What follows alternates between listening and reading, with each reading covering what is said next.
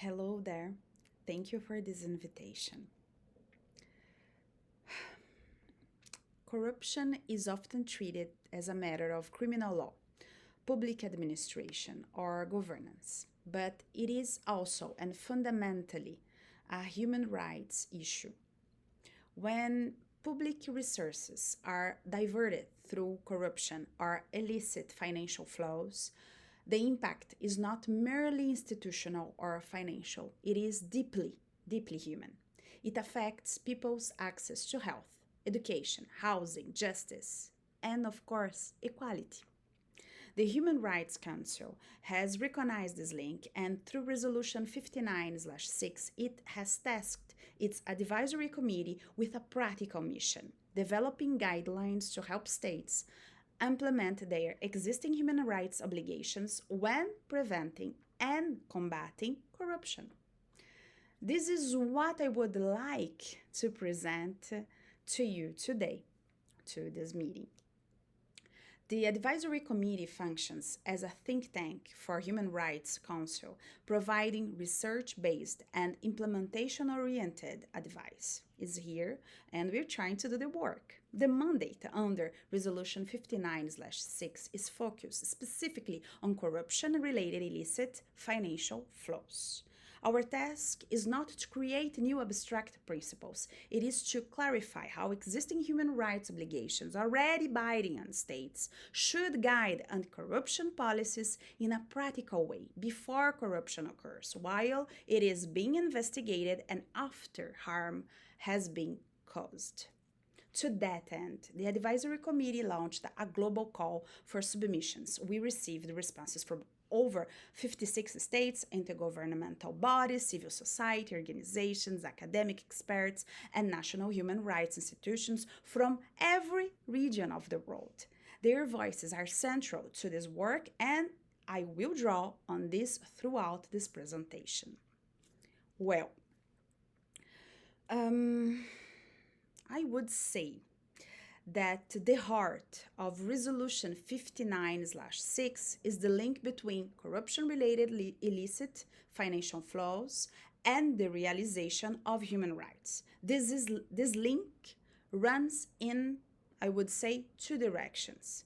First, corruption and illicit financial flows directly reduce the resources available to states for public services. When funds are diverted through procurement fraud, embezzlement money, laundering, or capital flight, states cannot meet their minimum core obligations under international human rights law, obligations to provide health care, education, housing, social protection, safe water, and access to justice. Second, as many submissions emphasize, the impact is not felt equally. The groups most dependent on public services, people living in poverty, women, ethnic minorities, people of color, persons with disabilities, rural communities, are the first and most severely affected when those services are degraded by corruption. This is why asset recovery and international cooperation are not merely technical financial matters, they are human rights concerns, as OHCHR's principles on human rights and asset recovery make clear. Stolen assets, illicit financial flows, the realization of rights are all of that are directly connected. A human rights based approach to anti corruption asks not only whether corruption is punished, but how, whether people can access information, participate meaningfully, denounce wrongdoing safely, and obtain remedies when corruption has harmed their rights. Submissions from around the world identify 5 clusters of procedural obligations that the guidelines must address. The first of all is transparency. States must ensure that information on public budgets, procurement contracts, beneficial ownership, and the use of recovered assets is publicly available. Without transparency, accountability is impossible. And we have to talk about participation. Anti corruption policies should not be designed only by governments and technical experts. Communities affected by corruption, especially marginalized groups, must have a meaningful voice. Of course, we have to talk about accountability. Independent courts, anti corruption agencies, audit institutions, and national human rights institutions must be empowered to act. Several submissions noted that corruption within judicial institutions is itself a critical rights problem, undermining the right to a fair trial and equal access to justice. And of course, access to justice and remedies. Victims of corruption related rights violations must have genuine avenues to seek redress. This includes victims of grand corruption who suffer harm even when no direct identifiable individual injury can be proven. Protection of whistleblowers, journalists, and human rights defenders. It's also a main problem. Multiple submissions confirmed that protective frameworks remain fragmented or inadequate. In many contexts, the national security or anti-terrorism legislation is actively misused to silence those who expose corruption. The guidelines must establish minimal protection standards, including legal safeguards, anonymous reporting, channels, and physical security measures. Well, we have also to talk about the fact that we need to go beyond the procedural obligations. The guidelines must address the substantive rights affected by corruption and who is most harmed. Research cited in submissions makes clear that the corruption does not affect all groups equally. It functions, in effect, as a regressive tax. The most dependent on the public services have the fewest alternatives when those services are corrupted. Studies drawing on data from Sub-Saharan Africa, Latin America, and South Asia consistently show that women, girls, people living in poverty, ethnic minorities, and LGBTIQ persons face disproportionate exposure.